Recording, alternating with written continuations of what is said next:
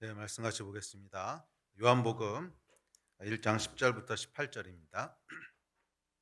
한 목소리 읽겠습니다. 시작. 그가 세상에 계셨으며 세상은 그로 말미암아 지은 바 되었으되 세상이 그를 알지 못하였고 자기 땅에 오매 자기 백성이 영접하지 아니하였으나 영접하는 자 곧 그 이름을 믿는 자들에게는 하나님의 자녀가 되는 권세를 주셨으니 이는 혈통으로나 육정으로나 사람의 뜻으로 나지 아니하고 오직 하나님께로부터 난 자들이니라. 말씀이 육신이 되어 우리 가운데 거하심에 우리가 그의 영광을 보니 아버지의 독생자의 영광이요 은혜와 진리가 충만하더라. 요한이 그에 대하여 증언하여 외쳐 이르되 내가 전에 말하기를 내 뒤에 오시는 이가 나보다 앞선 것은 나보다 먼저 계심이라 한 것이 이 사람을 가리킴이라 하니라. 우리가 다 그의 충만한 데서 받으니 은혜 위에 은혜로라. 율법은 모세로 말미암아 주어진 것이요 은혜와 진리는 예수 그리스도로 말미암아 온 것이라. 본래 하나님을 본 사람이 없으되 아버지 품속에 있는 독생하신 하나님이 나타내셨느니라. 아멘. 요한복음을 함께 살펴보고 있습니다. 2023년에는 특별히 뉴 스타트, 새로운 시작이라는 그런 관점을 가지고 요한복음을 보려고 합니다. 우리 인생 가운데 새 일을 일으키시는 분은 항상 예수 그리스도이십니다. 새 일은 어떤 시대적인 거나 또는 환경적인 것으로부터 그렇게 기인하는 것이 아니라 예수 그리스도께서 우리 인생 가운데 행하시는 것이 새 일입니다. 예수께서 행하시는 새 일을 충분히 경험하는 한 해가 되시기를 축복합니다. 복음 안에 있으면 늘 새로운 존재라고 했습니다. 예수님께서는 우리를 늘 새롭게 하시고 새 일을 행하시는 그런 분인 줄 믿습니다. 자, 그래서 2023년에는 예수를 새롭게 만나게 되고 그래서 예수께서 행하시는 새 일들을 경험하게 되기를 바랍니다. 예수를 새롭게 알게 될 때, 예수께서 이러신 분이시구나. 예수께서 이런 권능과 능력이 있으신 분이시구나. 새롭게 예수님을 알게 되고 인식하게 될 때, 우리 가운데 그것만큼 새 일이 일어나게 됩니다. 여러분, 예수님을 어떻게 알게 됩니까? 말씀을 통해서. 이 말씀을 통해서 한 해 동안 저와 여러분 가운데 예수 그리스도를 새롭게 알게 되는 역사가 있게 되기를 축복합니다.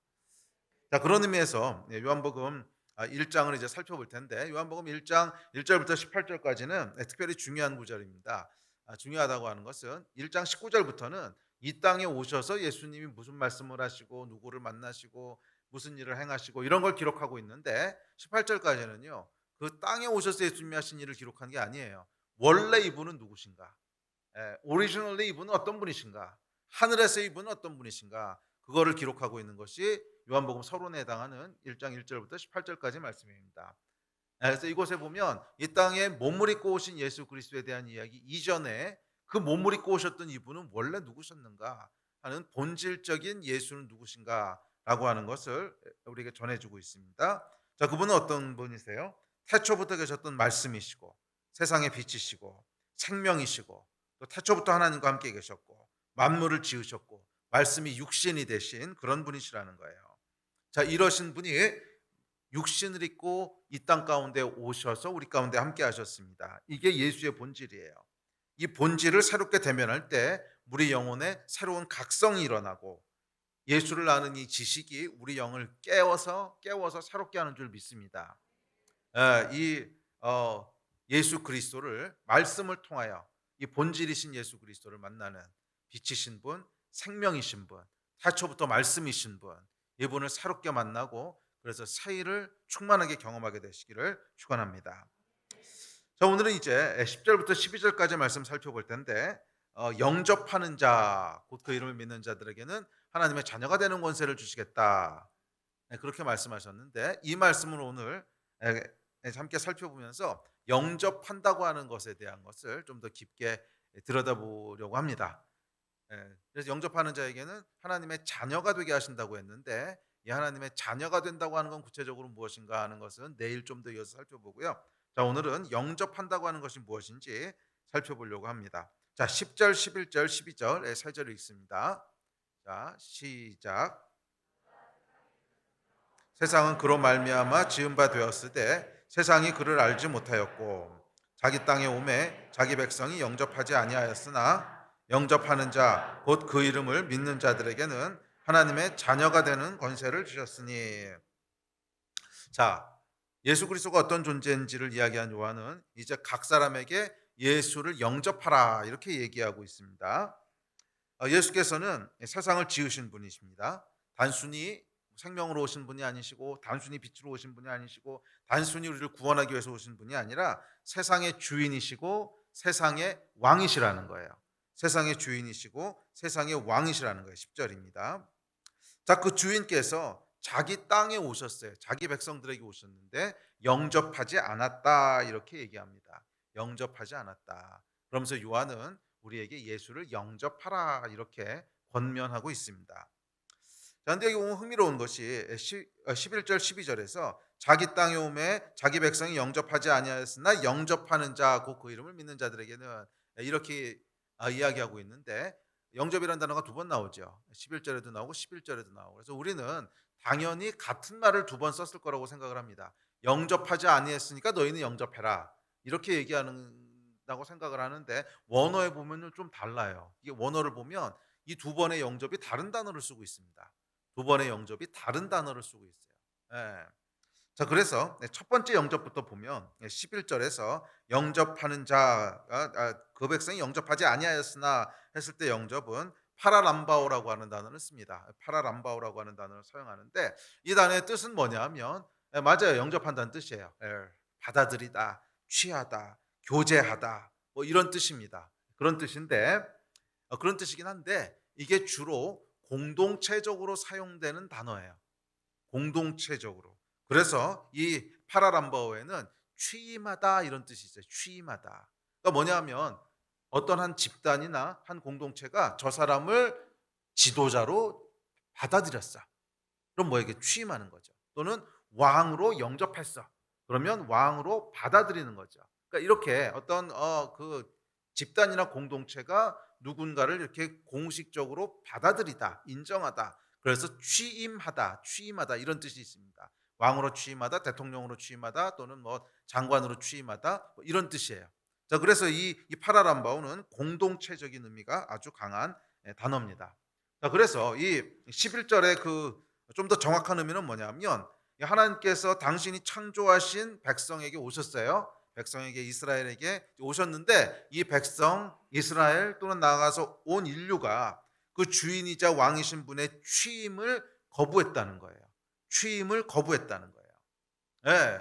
이 하나님께서는 예수님께서는 단순한 생명이고 빛이고 종교 지도자고 그런 분이 아니라 창조주시라는 거예요. 창조주의 당연한 권리는 뭐냐면 왕이시라는 거예요. 그렇죠. 이 땅을 창조하신 분이시니까 당연히 이 땅을 통치하실 권리가 있으시고 당연히 이 땅을 통치하시는 분이시죠. 음. 그 하나님께서 세상을 창조하시고는 나는 아무 관심 없으니까 그냥 알았어요. 이런 게 아니라 세상을 통치하고 다스리시려고 창조하셨거든요. 그러니까 예수 그리스도께서 이 땅에 오신 목적은 분명합니다. 그것은 왕으로 취임하려 오신 거예요. 왕으로 취임하려고 오신 거예요. 세상을 통치하고 다스리려고 오신 거예요. 자, 그런데 문제는 자기 백성이 온 인류가 뭐 구약에는 이스라엘이 이 예수 그리스도의 취임을 인정하지 않은 거예요. 취임을 허락하지 않은 거예요. 자, 그런데 어쨌거나 예수께서 이 땅에 오신 목적은 분명합니다. 왕으로 취임하러 오신 거예요. 개인의 구주 이전에 세상을 통치하시는 왕으로 세상의 주인으로 이 땅에 오셨습니다. 그리고 재림하실 때는 이 의미가 훨씬 강해질 거예요. 재림하실 때는 이 의미가 훨씬 강해질 것입니다. 그런데 12절에서 사용된 영접은 조금 의미가 다릅니다. 한국말은 똑같이 번역되어 있는데 좀 의미가 달라요. 또 12절에 보면 이 한국말 번역에는 빠졌는데 12절이 대라고 하는 헬라어로 시작하는데 이건 뭐냐면 그러나 이런 뜻이에요. 그래서 이 그러나라고 하는 게 이 번역될 때 한국말로 번역될 때는 11절 마지막에 붙어서 그냥 영접하였으나 이렇게 하고 끝났는데 사실은 12절 첫 단어가 이제 그러나로 시작합니다. 뭐냐 하면 11절하고 대조된다는 걸 알 수 있죠. 11절에서 왕이 이 땅에 취임하러 오셨는데 그 백성이 온 인류가 선악과 따먹은 게 그거잖아요. 통치를 우리는 거부합니다. 이런 뜻이죠. 선악과를 따먹었다고 하는 것은 하나님의 말씀에 순종하지 않고 내가 원하는 방식대로 그냥 살겠습니다. 당신이 왕으로 취임하는 것을 거부합니다. 이런 뜻이 이제 선악과죠. 그래서 이 선악과를 통하여 모든 인류가 창조하신 하나님의 백성이 하나님이 왕으로 취임하시는 것을 거절한 거죠.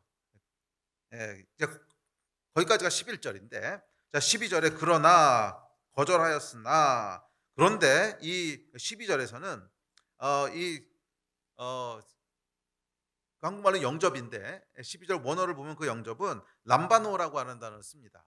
11절에서는 파라람바오고 그다음에 12절에서는 람바오예요. 그러니까 파라라고 하는 것이 이제 비슷한데 조금 달라질 때 붙는 이제 접두사죠. 그래서 이건 파라람바오, 람바오. 그런데 12절에서는 람바오를 씁니다. 자, 람바오는 뭐냐면 비슷한 의미예요. 예? 그러니까 파라람바하고 비슷한 의미인데 뭐 취하다, 받아들이다, 내 것으로 삼다 이런 의미긴 한데 이것은 개인적으로 사용되는 단어입니다. 그러니까 11절에서 파라람바오는 공동체가 취임하다 뭐 이런 뜻이라면 12절의 람바오는 개인적인 선택에 사용되는 단어예요. 개인적인 선택에 사용되는 단어입니다. 이게 무슨 말이냐면 창조주 왕께서 이 세상에 오셨는데 세상이 그의 취임을 거부했어요. 그러면 사실은 자연스럽게 귀결되는 건 뭐냐면 심판입니다. 그렇죠, 여러분. 뭐 힘센 자가 왕으로 와가지고서 내가 왕이야 그러고 취임하려고 했는데 이 밑에 있는 백성들이 거부했어요. 그럼 어떻게 되죠? 정복하거나 죽이거나 진멸하거나 뭐 그러는 거죠. 그게 당연한 수순입니다. 왕으로 취임하려고 했는데 거부했으니까 그럼 너희 죽어. 심판이 당연한 건데 감사한 건 뭐냐면 하나님께서 바로 심판을 행하지 않으시고 우리에게 한 번 더 기회를 주신 거예요. 그래, 너희가 공동체적으로 나의 왕 되는 전 우주적인 왕 되는 걸 거부했어? 그럼 궁극적으로는 심판이 임하겠지만 그 전에 하나님께서 개인적으로 왕으로 선택할 사람들은 없어. 그리고 한 번 더 기회를 주신 거예요. 그게 12절에 람바오라고 하는 단어입니다. 그래서 이제 하나님께서 왕으로 취임하시는 것을 이런 전 우주적인 왕으로 취임하시기 이전에 각 사람이 왕을 선택할 수 있는 자유를 주신 거예요.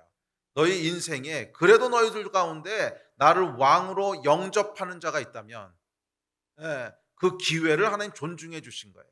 이게 여러분 구원의 길입니다. 아멘. 전 우주의 왕으로 하나님께서 오실 거예요. 이게 구원의 궁극적인 목표예요. 원래 창조의 목표예요. 원래 하나님께서는 온 우주를 통치하시는 왕으로 다스리시는 분, 그렇게 취임하시는 분, 모든 백성이 그렇게 파라람바오하기를 그렇게 기대하셨는데 그것이 깨졌을 때 두 번째로 하나님께서 각 사람에게 왕으로 하나님을 영접할 수 있는 기회를 주신 것입니다. 그게 12절이에요. 람바오 하라. 람바오. 개인적으로 영접하라는 거예요. 자, 그래서 이제 이 예수를 영접하는 것은 개인적 차원의 선택으로 넘어왔습니다. 그래서 이제 이 영접하는 것의 결과는 공적인 취임이 아니라 자녀가 되는 개인적인 관계로 귀결됩니다. 그렇죠? 파라람바오를 했다면 결과는 왕으로 취임하시고 우리는 그의 백성이 되는 건데, 람바오로 넘어오면요 개인적인 선택이기 때문에 결과도 개인적인 선택으로 귀결됩니다. 하나님의 자녀가 되는, 하나님의 자녀가 되는. 자, 어찌됐든지 간에 이 창조주께서 창조주의 취임을 거부한 인류 공동체에게 심판 외에 다른 구원의 길을 열어주셨는데 그것이 예수 그리스도를 람바오하는, 개인적으로 영접하는 길입니다. 자, 그렇게 이제 우리에게는 각 사람의 선택이 주어졌습니다. 예수를 영접할 것인가 안 할 것인가, 이 선택이 주어졌습니다. 자, 그렇다면 예수를 영접한다고 하는 건 구체적으로 무슨 뜻일까? 예수를 람바오한다는 건 무슨 뜻일까? 이 단어 우리가 교회 안에서 많이 쓰잖아요. 예? 영접했어, 뭐 영접기도 했어, 예수 영접해, 많이 쓰는 단어인데 구체적으로 이게 무슨 뜻일까? 예수를 영접한다고 하는 것이 무슨 뜻일까? 람바오가 무슨 뜻일까? 여기에 대해서 살펴보려고 합니다. 자, 이 단어 람바오라고 하는 단어는 취하다, 뭐내 소유로 삼다, 잡다 이런 뜻인데 이 단어가요 사물에 대해서 쓰일 때랑 다른 인격체에 대해서 쓰일 때 조금 의미가 다릅니다. 자, 사물에 대해서 쓰일 때는 그냥 내 것으로 삼다, 취하다, 잡다 이런 뜻입니다. 그래서 성경에 사용된 용례들을 보면 떡을 취하다, 잔을 잡다, 명령을 받다, 심판을 받다, 직분을 받다 뭐 이런 뜻입니다. 예. 그래서 유무용적으로 하여간 무언가를 명령이 됐든 직분이 됐든 컵이 됐든 무슨 떡이 됐든지 간에 하여간 내 것으로 이렇게 취하다. 예? 내 것이 되다. 그런 의미로 사용되는 단어가 이 람바노라고 하는 단어입니다. 자, 반면에 인격체에 대해서 이 단어가 쓰일 때는 조금 다른데 성경에 보면요. 인격체에 대해서 쓰일 때는 딱 세 가지 용례로 쓰였습니다. 딱 세 가지 용례로 쓰였는데 첫째는 오늘 살펴봤던 예수를 영접하다 하는 요 표현할 때 이제 요 단어를 쓰고요. 두 번째로 사용되는 건 뭐냐면 성령을 받다 할 때도 이 단어를 씁니다. 성령을 받다 또는 영을 받다. 예. 그래서 여러분 우리가 예수를 영접했어 하는 말과 성령을 받았어 하는 말이 우리말은 표현이 다른데 같은 단어예요. 람바노. 근데 예수, 성령, 성부, 성자, 성령은 같은 하나님이시거든요. 그러니까 결국 예수를 영접했어 하는 말과 성령을 받았어 하는 말이 사실은 같은 말이에요. 예. 저는 어쨌든지 간에 이 두 가지 용례로 쓰입니다. 예수를 영접했다 또는 성령을 받다 또는 다른 영을 받을 때도 역시 요 단어를 씁니다. 그러니까 고린도전서 같은 경우에 세상의 영을 받다 또는 고린도후서에 다른 영을 받다 뭐 이런 말이 나오거든요. 그때도 요 단어를 씁니다. 람바노라고 하는 단어를 써요.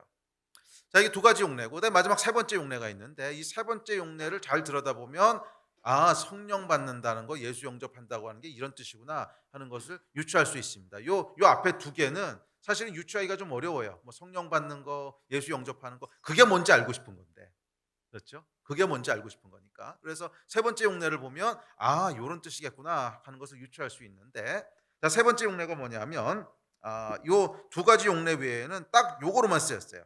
아내를 취하다, 결혼하다. 요때만 람바노라고 하는 단어를 씁니다. 그러니까 인격체에 대해서 람바노라는 말을 쓸 때는 그러니까 그러니까 파라람바오는 여러 군데 쓰일 수 있어요. 왕으로 취임하다, 뭐로 오다 이렇게 쓰일 수 있는데 람바노는 예수 영접하고 성령 받고 그리고 결혼하고 요때밖에는 쓰인 예가 없어요. 성경에서는. 뭐 다른 데서는 어떻게 썼는지 모르겠는데 고대 헬라어에서는 하여간 성경에서는 요렇게 용례로 딱 쓰였습니다. 자, 그래서 이 한 인격체를 남반호한다, 인격체를 영접한다라고 하는 것은 단순히 물건처럼 내 소유로 삼는다 이런 뜻이 아니에요. 그렇죠. 물건이 있고 내가 있으면 뭐 내가 인격이니까 내가 주체고 이 생명하는 물건을 그냥 내 소유로 삼아 버리면 돼요. 그런데 나도 인격이고 여기도 인격이에요. 그러면 이걸 물건처럼 내 소유를 삼을 수는 없잖아요. 그래서 람바노한다는 건 무슨 뜻이냐면 나의 인생 전체와 저 사람 인생 전체가 하나로 묶였다는 뜻이에요. 예? 예? 그러니까 두 사람의 동등한 인격체가 있는데 이게 그냥 하나로 묶이고 엮이고 융합돼 버린 거. 그것을 람바노라고 합니다. 자, 그래서 이것을 다른 말로 뭐라 그러냐면 전인격적인 관계를 맺는다. 그렇게 부를 수 있는 거예요. 그래서 람바노는 뭐냐면 인격체에 대해 쓰일 때는 한 인격과 다른 인격이 전인격적인 관계로 이렇게 엮여서 하나가 되는 거. 그것을 람바노라고 합니다. 자, 무슨 말이냐면 예수 영접하는 게 그런 뜻이라는 거예요. 자, 전인격적인 관계란 뭐냐면 삶의 모든 부분에 영향을 미치는 관계라는 뜻입니다. 자, 여러분 결혼을 하고 나면요. 삶의 모든 부분에 내가 람바노한 그녀가 영향을 미치기 시작합니다. 뭐 집에 있을 때만 내가 결혼해서 이 여자가 내 아내고 집 밖으로 나가서 뭐 직장에서 일할 때는 마치 이 여자가 없는 것처럼 내 마음대로 살고 이렇게 할 수가 없는 거죠. 예? 예. 집에서만 아내고 집 밖에서는 관계 없는 여자고 이렇게 될 수가 없단 말이에요. 예. 뭐 집 안에 있으면 당연히 눈에 보이니까 이제 그 사람이 나에게 영향을 미치겠지만 집 밖에 나가서 직장에서 일할 때도 나는 유부남입니다. 그래서 반지 딱 보여주고 이렇게 하잖아요. 예? 그래서 뭐 다른 여자에게는 이제 눈도 주지 않고 썸도 타면 안 되고 뭐 그런 거죠. 자, 이게 여러분 집 안에서 보일 때만 영향을 미치는 게 아니라 모든 곳에서 영향을 미쳐요. 직장에 나가서 일할 때도 어디 가서 뭐 할 때도 하여간 이런 거. 자, 이게 뭐예요? 예. 전인격적인 관계라는 거예요. 전인격적인. 결혼은 내 삶의 모든 부분에 영향을 미칩니다. 내 삶의 방향과 목적, 직장의 선택, 거주지 결정하는 거 당연히 영향을 미치지요. 어디 살지를 나 혼자 정하겠습니까? 결혼을 했으면 이 여자하고 같이 정해야죠. 그렇지 않으면 나쁜 놈이죠. 위치를 정하는데 예를 들면 부부가 둘 다 일을 해요. 둘 다 맞벌이를 하는데 내 직장 옆에다가 집을 탁 구해 놓고 아내는 3 시간씩 출퇴근하게 한다. 이 나쁜 놈이죠. 그러니까 이게 람바노를 했으면은 그렇게 할 수 없다는 거예요. 그렇게 하면 나쁜 놈이라는 거예요. 람바노 했다고 하는 것은 당연히 거주지를 구할 때도 같이 구하는 거죠, 같이. 음. 또 뭐 직장 선택하는 거 당연히 같이 선택하죠. 아 어 뭐 쪼금 더 전문성이 있는 사람이 자기 알아서 하긴 하겠지만 그래도 물어보고 의논하고 해야지 그냥 마음대로 자기 맘대로 할 수 있는 게 아니죠. 뭐 심지어 외식하는 패턴, 옷 입는 거 당연히 외식하는 패턴도 바뀝니다. 예 제가 결혼하고 나서 떡볶이를 엄청 먹었습니다. 지금은 집사람이 위가 안 좋아서 이 떡볶이 잘 못 먹는데 엄청 좋아했거든요. 이게 외식하는 패턴이 바뀌는 거예요. 예. 떡볶이를 엄청 먹게 되고 옷 입는 것도 바뀌죠. 옷 입는 것도 '아유 왜 그렇게 입고 다녀?' 그 말고 딴 거, 딴 거. 그러면 이제 딴 거 입게 되고 네. 옷 입는 거, 잠자는 시간. 잠자는 시간도 바뀝니다. 저는 원래 밤파고 집사람은 아침파거든요. 저는 결혼하기 전까지는 한 새벽 3시 5시 전에 자본 적이 없었어요. 모든 일은 밤에 하는 거예요. 모든 일은 12 시가 넘어서 모든 사람이 잠들어야 그때부터 일을 시작할 수 있는 평생을 그렇게 살았거든요. 근데 저희 집사람은 아침파예요. 고3 때도 잠은 꼬박꼬박 자야 되는 이런 사람이었거든요. 그러니까 어떡합니까? 하여간 조율을 해야 될 거 아니에요. 자, 잠자는 시간에도 영향을 미칩니다. 취미 생활, 하여간 모든 삶의 모든 부분에서 영향을 미칩니다. 왜? 그녀를 제가 영접했어요. 람바노 했기 때문에 람바노 한다고 하는 것은 전인격적인 관계예요. 삶의 모든 부분에 전방위적으로 영향을 미치는 거예요. 자, 이것이 여러분 영접하는 것입니다. 람바노 하는 것이에요. 전인격적인 관계입니다. 물론 회사나 학교에서도 친한 관계가 있을 수 있어요. 그러나 그 관계는 회사나 학교라고 하는 제한된 공간에서만 유효한 관계지 삶의 모든 부분에 영향을 미치는 건 아니에요. 그렇지 않습니까? 예를 들어서 이민을 간다. 다른 나라로 이제 이민을 간다. 뭐 그럴 때 여러분 회사 친구와의 관계를 심각하게 고려하십니까? 아니 이민 갈 때 이 친구를 어떻게 하고 가지? 데려가? 데려가면 뭘 시키지? 이렇게 고민하는 사람은 이상한 사람이죠. 그렇게 고민하지 않습니다. 또 뭐 그 친구가 아프다고 그러니까 회사 친구가 아프다고 해서 물론 걱정은 좀 할 수 있지만 뭐 병원비를 내가 전적으로 책임진 뭐 그러지도 않고 뭐 직장을 옮길 때 이 사람 허락받지도 않고 뭐 그렇죠. 왜? 전인격적인 관계가 아니라는 거예요. 특정한 부분에서만 관계를 맺고 있는 제한적인 관계라는 거예요. 부분적인 관계라는 거예요. 그래서 사실 여러분 우리 인생 가운데 전인격적인 관계를 맺고 있는 존재는 그렇게 많지 않습니다. 람바노한 존재만 그렇거든요. 그리고 그 람바노는 성경에 뭐에만 사용됐어요? 결혼에만 사용됐어요. 그러니까 결혼 외에는 이런 전방위적인 관계라고 하는 건 흔치 않다는 거예요. 결혼 외에는 사실은 거의 없다는 거예요. 예. 어 그 나머지 관계는 아무리 친해 보여도 그것은 그냥 제한적인 관계입니다. 그 영향력이 일정 영역으로만 제한되지 전체적이진 않습니다. 그러나 결혼한 배우자는 다릅니다. 배우자는 모든 영역에 걸쳐서 함께하고 모든 영역을 함께 고려합니다. 이민 간다. 당연히 고려해야죠. 아내한테 이민 간다는 소리도 안 하고 나 가니까 따라오려면 오고 말라면 마. 이건 나쁜 놈이죠. 음? 당연히 뭐 이민 간다고 하면 뭐 고려하고요. 이민 같이 큰일이 아닐지라도 뭐 자세하게 뭐 저녁 메뉴를 뭘로 할 것인지 뭐 그런 거 하나하나 뭐 작은 거 하나하나까지 배우자는 모든 일에 다 영향을 미칩니다. 이게 전인격적인 관계예요. 미국에 유명한 그 프로 농구 선수가 있습니다. NBA의 슈퍼스타인데 르브론 제임스라는 사람이 있거든요. 제가 농구 보는 거 좋아해 가지고서 정말 잘하는 친구예요. 정말 잘하는 이제 가장 유명한 슈퍼스타인데 이 친구가 몇 년 전에 팀을 옮겼어요. 근데 몇 년 전에 팀을 옮길 때 팀 옮기는 거가 이제 모든 그 뉴스 기자들의 이 초미의 관심이었습니다. 이 친구가 어디로 가는가? 슈퍼스타니까. 그리고 결국에는 LA 레이커즈로 갔는데 근데 이제 그때 했던 인터뷰가 굉장히 인상적이었어요. LA 레이커즈로 옮기면서 신문에다 뭐라고 인터뷰했냐면 내가 이 팀으로 옮긴 이유가 있다고 그 이유를 설명하면서 우리 가족이 너무 LA에 살고 싶어 한다고. 정말 그렇게 인터뷰를 했어요.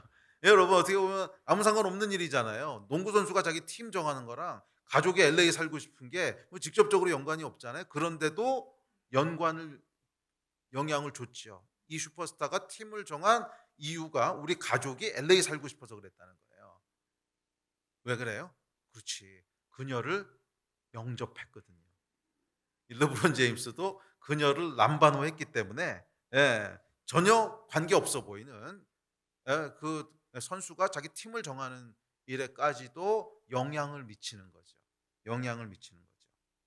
"아이 그냥 팀은 내가 알아서 할 테니까 너는 그냥 네 알아서 해." 이럴 수 없다는 거예요. 그렇죠. 이 사람들이 만약에 어느 팀으로 가게 되면 이 사람이야 그 선수야 자기가 그냥 거기서 열심히 운동하고 그러면 되지만 나머지 가족도 거기서 살아야 될 거 아니에요. 그러니까 이 사람들도 거기서 뭔가 해야 되는 일들이 있어야 될 거 아니에요. 그러니까 혼자만 결정할 수 없다는 거예요. 같이 결정하는 거죠. 예. 자, 이것이 여러분 람바노하는 것입니다. 전인격적인 관계를 맺는 거예요. 예수 영접한다는 게 이런 의미라는 거예요. 아멘. 예수 영접한다는 게 이런 의미라는 거예요. 자, 예수를 영접한다는 것은 예수를 받아들인다는 뜻인데 그것은 나의 인생 전체와 예수의 인생 전체가 하나로 엮이는 거예요. 나의 인생 전체와 예수의 인생 전체가 하나로 엮이는 거예요. 예수를 내 삶의 전인격적인 관계로 받아들이는 것입니다. 마치 결혼처럼. 그래서 성경에 보면 예수님과 이 크리스천의 관계를 설명할 때 제일 많이 설명하는 게 결혼 비유잖아요. 남편과 아내 비유. 교회가 아내고 그리스도가 신랑이고 가장 많이 쓰는 비유인데 그게 제일 비슷하기 때문에 그래요. 전인격적인 관계를 맺는 것이기 때문에 그렇습니다. 자, 그 얘기는 뭐냐면 예수께서 내 삶에 구석구석 영향을 안 미치는 곳이 없다는 거예요. 르브론 제임스가 팀을 정할 때 가족 때문에 LA로 가듯이 전혀 관계없어 보이는 그 영역까지도 내가 람바노하는 순간 그분이 영향을 미치신다는 거예요. 그게 예수를 영접하는 것입니다. 그러니까 예수 영접한다고 하는 것은 교회에서만 내 삶에 영향을 미치시고 일에서는 내 마음대로 하고 그럴 수 없다는 거예요. 교회에서만 영향을 미치시고 집에 가서 내 마음대로 살고 이렇게 할 수 없다는 거예요. 예. 집에서 설거지를 할 때나 회사에서 일할 때나 컴퓨터 하고 있을 때나 뭐 취미 생활할 때나 먹을 때나 잘 때나 심지어 화장실 갈 때도 그분은 내 삶에 전방위적으로 영향을 미치시는 분이세요. 전방위적으로. 그게 람바노한다는 의미입니다. 삶이 그냥 이렇게 엮여서 하나가 되는 거예요. 완전히 융합돼서 하나가 되는 거예요. 그래서 더 이상 나라는 건 없어요. 내 인생이라는 건 없어요. 우리만 있는 거지. 그렇죠, 여러분. 결혼하고 나면 그렇게 되지 않습니까? 이제 결혼하고 나서 내 집이야 이런 사람이 있으면 그 나쁜 놈이죠. 우리 집이지 왜 내 집이야. 그래도 집 문서는 내 이름으로 돼 있어. 이럴 수 없는 거잖아요. 우리 집이죠 그냥. 뭐 차도 내 차야 이게 아니죠. 이거는 이제 싱글 때나 이건 내 차야 이러지. 결혼하면 뭐가 됩니까? 진리? 우리 차가 되는 거죠. 그렇죠. 그렇게 되는 거예요. 더 이상 나 또는 내 인생이라는 건 없어요. 그냥 우리 인생만 있는 겁니다. 내 거 이런 것도 없어요. 우리 것만 있는 겁니다. 아멘. 그래서 내 것이 예수님 것이고 예수님 것이 내 것이고 내 삶은 예수님의 삶이고 그냥 우리가 있는 거예요. 우리가. 자, 직장을 구할 때도 회사에서 일할 때도 밥 먹을 때도 잠잘 때도 취미 생활할 때도 하여간 나라는 건 없어요. 우리만 있을 뿐입니다. 이게 뭐예요? 예수님을 영접하는 겁니다. 람바노 하는 거예요. 전인격적인 관계. 아멘. 자, 이 영접한다는 것에는 포지션이 있습니다. 자, 포지션이라고 하는 건 뭐냐면 그 관계를 규정하는 호칭이 있다는 거예요. 자, 예를 들어서 결혼을 했어요. 그러면 그 람바노에서 이 사람의 호칭은 남편이죠. 또는 아내, 또는 왕, 또는 장관, 뭐 하여간 뭐 람바노든 파라람바라든지 간에 하여간 내가 누군가를 영접해서 그런 관계를 만들려고 했을 때는 그 관계가 어떤 방식으로 영향을 미칠 것인지 하는 것을 규정하는 포지션이 있죠. 호칭이 있습니다. 어떤 방식으로 영향을 미칠 건가 하는 것에 대한 호칭이 있습니다. 그래서 아까 말씀드렸듯이 결혼을 했으면 배우자라는 호칭이 있고 왕으로 내가 인정하고 영접했으면 왕 또는 신하라는 호칭이 있고 그렇다는 거죠. 그 관계를 규정해 주는 호칭 또는 포지션이 있습니다.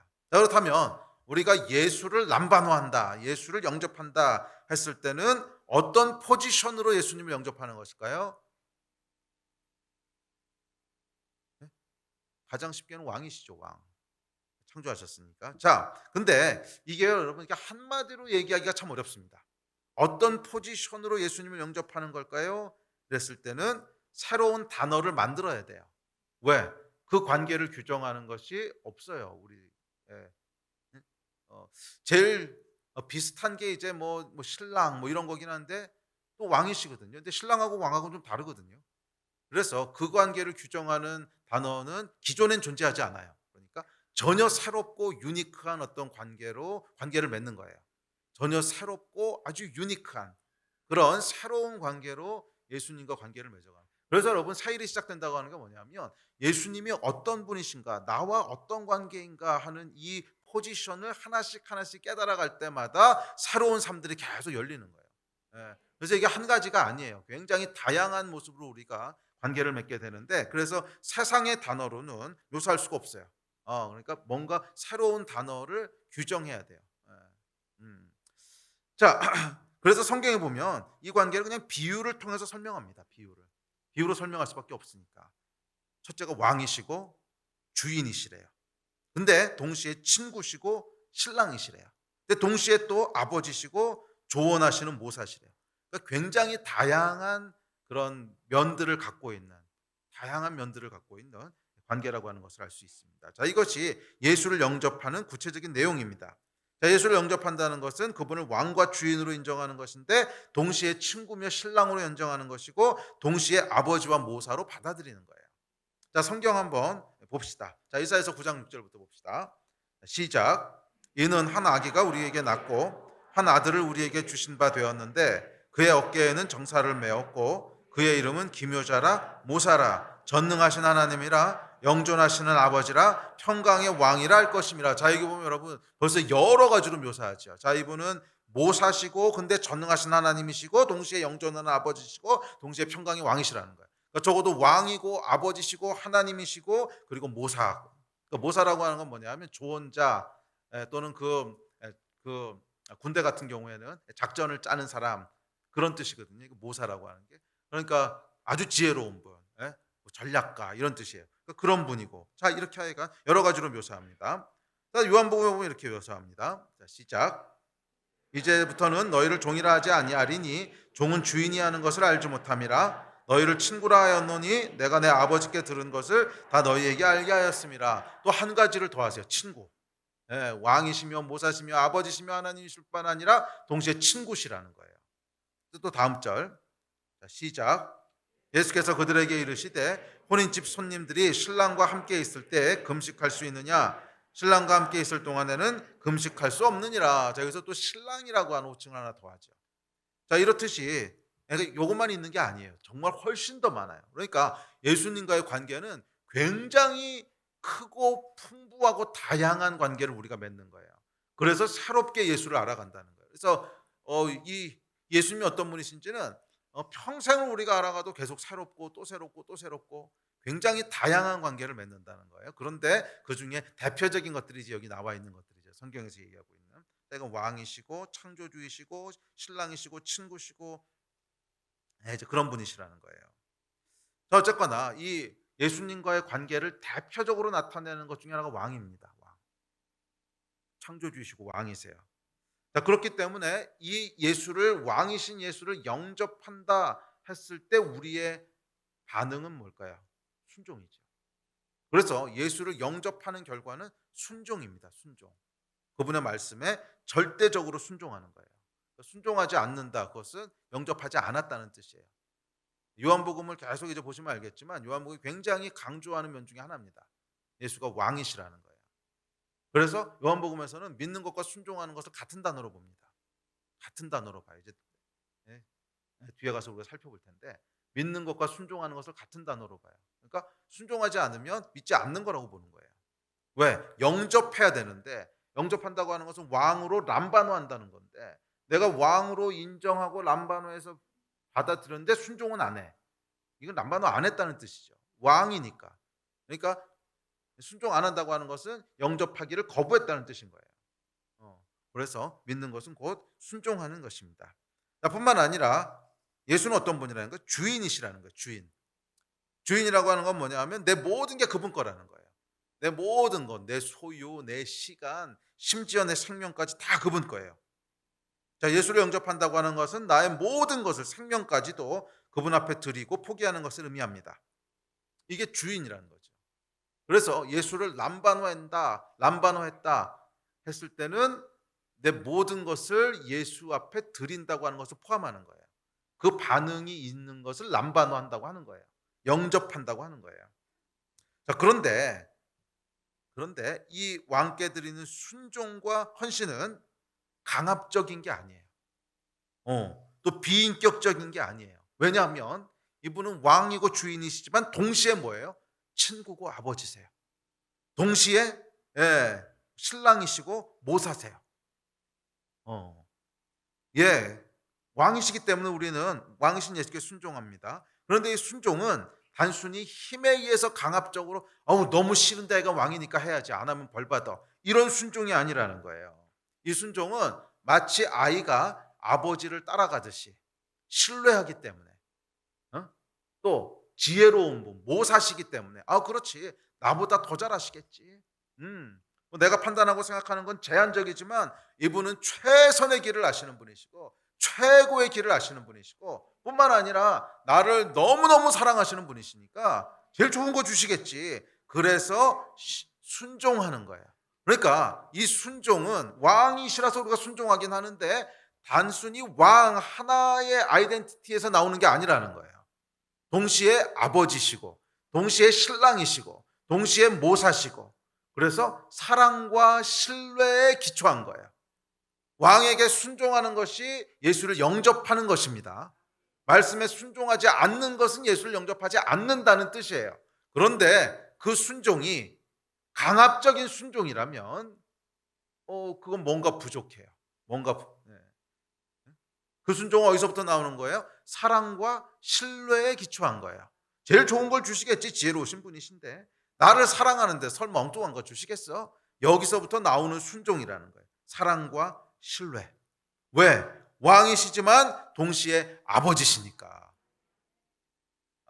왕에 대한 순종은 사랑과 신뢰에 기초합니다. 자, 그래서 12절에 보면 영접하는 자는 그 이름을 믿는 자라고 얘기합니다. 자, 우리 다음 절 시작. 영접하는 자 곧 그 이름을 믿는 자들에게는, 그러니까 영접하는 것 곧 믿는 거라는 거예요. 자, 믿는다고 하는 건 신뢰한다는 거거든요. 그러니까 영접한다고 하는 것은 자녀가 아버지를 신뢰하듯이 또 모사를 신뢰하듯이 친구를 신뢰하듯이 그렇게 예수를 신뢰하는 것입니다. 삶의 모든 구석구석에서 내가 먹고 자고 씻고 입고 직장을 구하고 이사가고 일하고 뭐하고 하는 이 모든 삶의 영역에서 신뢰하고 또 신뢰하고 또 신뢰하는 거예요. 영접하는 건 믿는 거예요.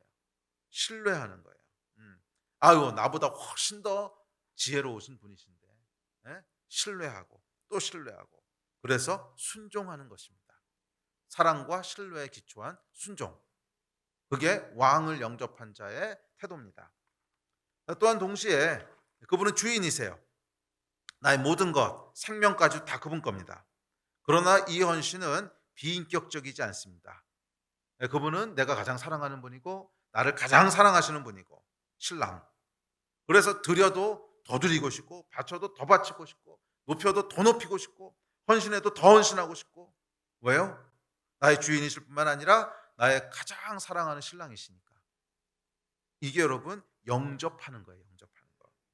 이 새롭고 유니크한 관계로 예수님을 전인격적으로 받아들이는 것, 이게 영접하는 것입니다. 그렇기 때문에 여러분 영접한다고 하는 것은 결코 가벼운 선택이 아닙니다. 단순히 종교를 바꾸는 이런 차원의 게 아니에요. 예수를 영접한다는 것은 예수의 이름에 내 온 인생을 함께 묶는다는 거예요. 예수가 죽는 게 내가 죽는 거고 예수가 사는 게 내가 사는 거고 예수가 성공하는 게 내가 성공하는 것이고 하여간 예수의 이름에 내 온 존재를 묶는 거예요. 살아도 예수와 함께 살고 죽어도 예수와 함께 죽는 거예요. 나의 모든 것은 예수 것이고 나의 모든 시간도 나의 모든 소유도 나의 모든 건강도 다 예수 거예요. 나의 사생활은 없어요. 삶의 모든 순간 모든 영역을 예수와 함께 하시는 것입니다. 오유, 너무한데요. 근데 여러분 이미 여러분 람바노한 그녀와 그렇게 살고 계시잖아요. 어차피 결혼하는 순간 여러분 결혼하기 전에 누렸던 같은 사생활은 없어지는 거 아닙니까? 그렇다고 불행하세요? 아니잖아요. 행복하잖아요. 굉장히 겸손하게 아멘이 나오는 행복하시잖아요. 그러니까 이게 람바노한다는 것은 가벼운 선택은 아니에요. 그러나 동시에 굉장히 축복된 선택입니다. 단순히 왕으로 영접하는 거라면 힘들 수 있지만 왕이시며 아버지시고 동시에 친구고 동시에 신랑이시고 이분을 람바노하는 것입니다. 자, 그래도 부담스러우십니까? 그런데 여러분 부담스러워하실 필요 없어요. 나의 모든 것이 예수님 것일 뿐만이 아니라 동시에 예수님 것도 다 내 거거든요.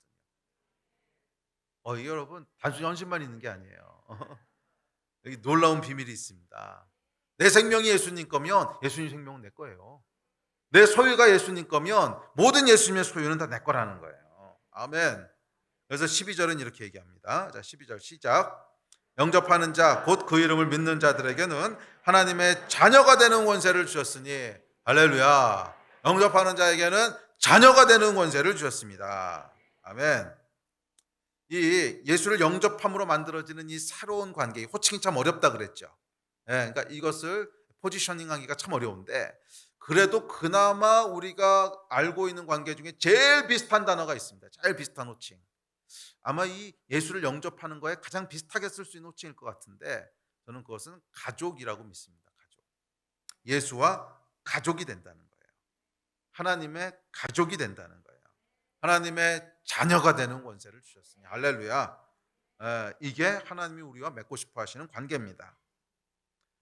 하나님이 관계를 맺으시는 방식이 있습니다. 이게 삼위일체 하나님이신데 삼위일체 하나님에 대한 건 제가 여러 번 얘기했지만 성부, 성자, 성령께서 관계를 맺으시는데 어떻게 관계를 맺으시냐면 사랑과 신뢰를 기초로 완전히 하나가 되십니다. 그래서 더 이상 너하고 나의 구분이 없어요. 그러니까 성부, 성자, 성령님은 사생활이 없으세요. 너하고 나의 구분이 없어요. 어디까지가 너고 어디부터가 나고 이런 게 구분이 안 된다는 거예요. 어디부터가 네 거고 어디부터가 내 거고 이런 게 구분이 안 된다는 거예요. 왜? 서로를 람바노 하셨어요.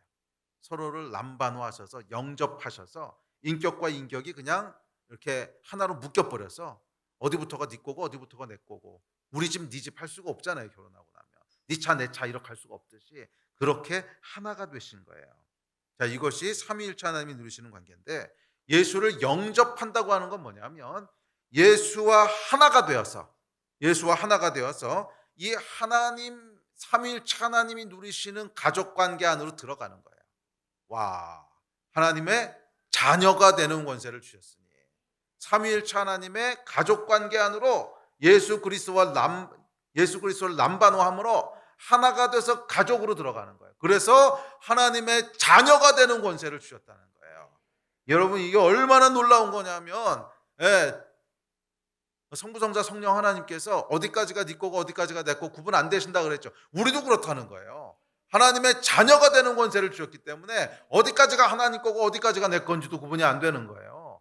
하나님의 모든 소유가 나의 소유고 모든 하나님의 능력이 나의 능력이고 모든 하나님의 영광이 나의 영광이고 모든 하나님의 존귀가 나의 존귀고 이게 여러분 람바노하는 자의 특권이라는 거예요. 영접하는 자 곧 그 이름을 믿는 자들에게는 하나님의 자녀가 되는 권세를 주셨으니 아멘. 여기 보면 여러분 권세라고 하는 단어는 이 원어를 보면 엑수시아라고 하는 단어인데 이게 특권, 권리, 권위, 능력, 힘, 재능 이런 뜻입니다. 다시 말해서 영접하는 자, 그 이름을 믿는 자들에게는 하나님의 특권과 권리와 권위와 능력과 힘과 재능을 다 우리에게 주신다는 거예요. 하나님의 자녀가 되는 권세를 주셨으니 왜? 가족이니까. 그래서 로마서에 보면 이렇게 얘기합니다. 시작. 성령이 친히 우리의 영과 더불어 우리가 하나님의 자녀인 것을 증언하시나니 자녀이면 또한 상속자 곧 하나님의 상속자요 그리스도와 함께한 상속자니 우리가 그와 함께 영광을 받기 위하여 고난도 함께 받아야 할 것이니라. 아멘. 나의 모든 것은 그분의 것이지만 동시에 그분의 모든 것도 내 거라는 거예요. 상속자가 됐다는 거예요. 하나님이 가지신 모든 게 다 내 거라는 거예요. 그분의 권능도 내 거고 영광도 내 거고 능력도 내 거고 다 내 거라는 거예요. 왜? 내 것이 다 그분 것이니까. 이게 람바노하는 자의 특권입니다. 뿐만 아니라 그분의 고난도 내 고난이라는 거예요. 예수께서 고난을 당하시는 것에 나도 거기 있는 거라는 거예요. 그분의 영광도 내 것이고 고난도 내 것이고 하나가 되는 거, 상속자가 되는 거. 이게 람바노하는 것입니다. 예수의 능력이 나의 능력입니다. 예수의 생명이 나의 생명입니다.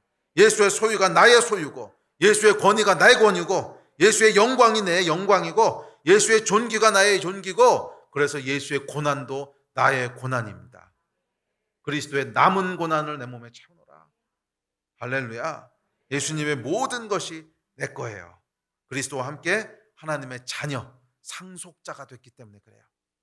삼위일체 하나님이 아무런 구별 없이 여기까지는 성령님이 하시는 일이고 요건 하나님이 하시는 일이고 이건 예수님 몫이고 그게 없이 그냥 하나님 한 분으로 끝나듯이 예수를 영접하고 람바노한 자는 전인격적으로 두 인격이 하나가 되면서 이 하나님의 가족관계 안으로 들어가는 거예요. 그래서 우리도 하나님의 자녀가 되고 유업을 상속한 자가 되고 이 복을 누리신 여러분 되십시오. 아멘. 예배팀 앞으로 나오십시오.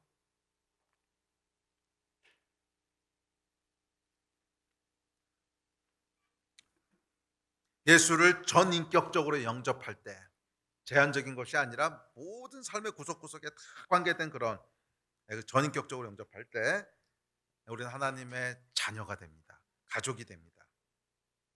삼위일체 하나님의 연합으로 들어가게 됩니다. 여러분 예수를 영접하는 것을 가볍게 여기지 마십시오. 영접하는 방법 자체가 어렵진 않습니다. 방법이 어렵진 않아요. 성경은 아주 심플하게 얘기합니다. 죄를 회개하고 예수를 믿으면 된다는 거예요.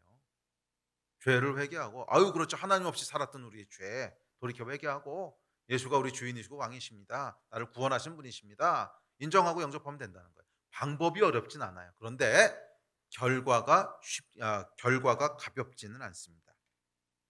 결과가 가볍지는 않습니다. 이게 여러분 결혼하고 참 똑같아요.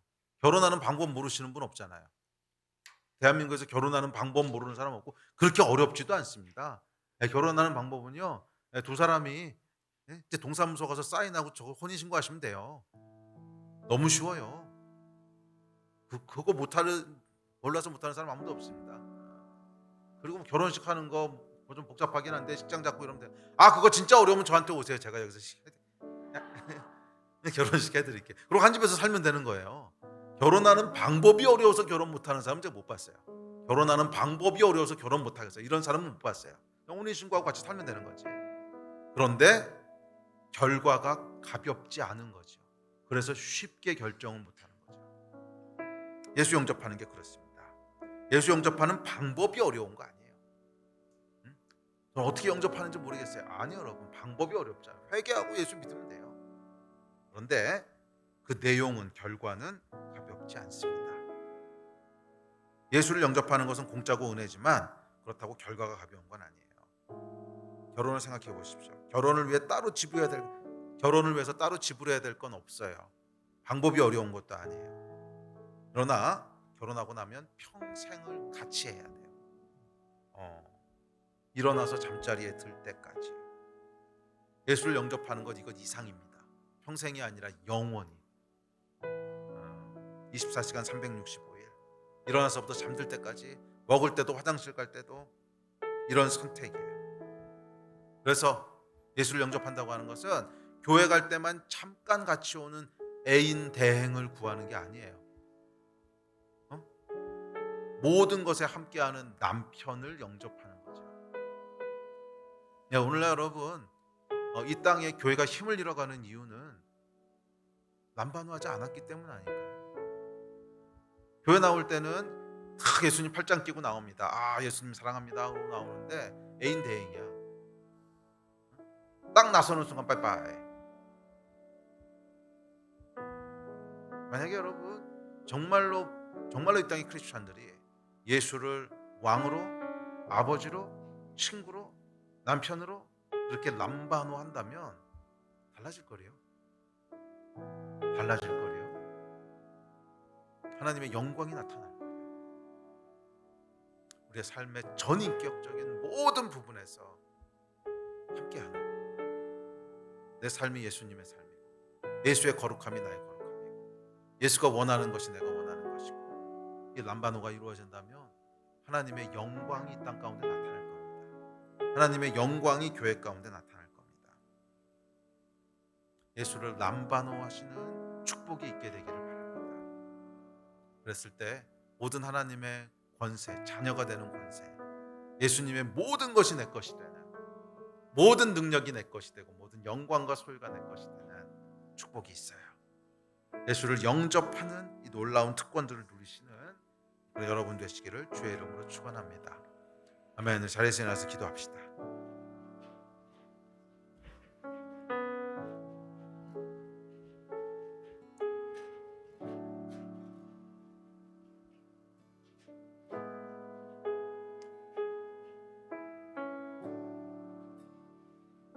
우리 말씀 기억하시면서 한 2, 3분만 합심해서 기도합시다. 혹시 이 가운데 아직 예수를 람바노하지 않으신 분이 있다면 방법 어렵지 않습니다. 예수 하나님이시고 우리의 죄를 회개하십시오. 하나님 없이 살았던 삶을 회개하시고 당신이 나의 왕이십니다. 내가 당신의 말씀에 절대적으로 순종합니다. 그러나 동시에 나의 신랑이십니다. 당신을 사랑합니다. 그렇게 영접하시면 돼요. 이미 영접하신 분들이 계시다면 다시 한번 내 영접의 의미가 뭔지를 돌아봅시다. 나는 예수 그리스도를 영접했다는 게 도대체 나에게 어떤 의미가 있는 건가? 그분은 나에게 어떤 분이신가? 나의 왕이시고 주인이신데 그것이 정말 내가 그렇게 그 관계가 내 삶의 모든 영역 가운데 영향을 미치고 있나? 만약 그렇지 않다면 오늘 하나님 왕으로 다시 임재하여 주십시오. 오늘 주인으로 내가 다시 영접합니다. 내 삶 가운데 임재하여 주십시오. 그렇게 좀 기도하시지 않으시겠습니까? 네, 우리 주여 한번 크게 부르짖고 한 2, 3분만 합심해서 기도하시겠습니다. 주여.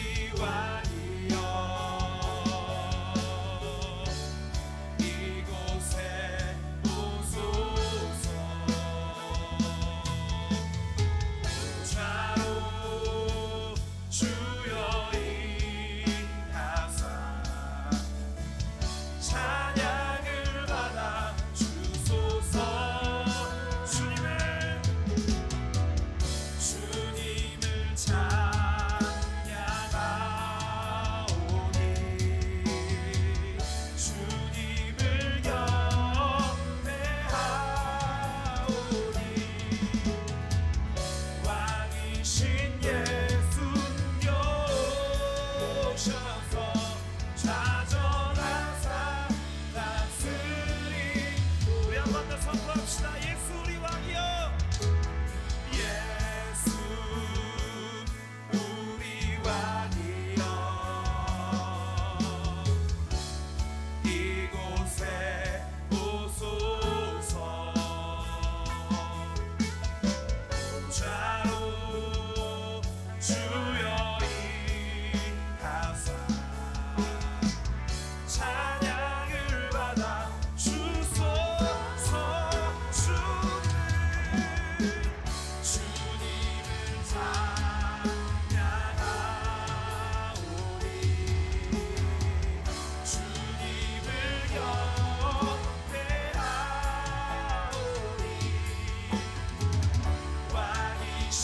예수여 오셔서 좌정하사 다스리소.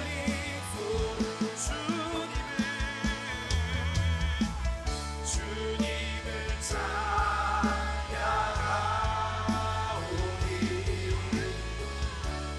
주님을 경배하오니 왕이신 예수여 오셔서 좌정하사 다스리소서.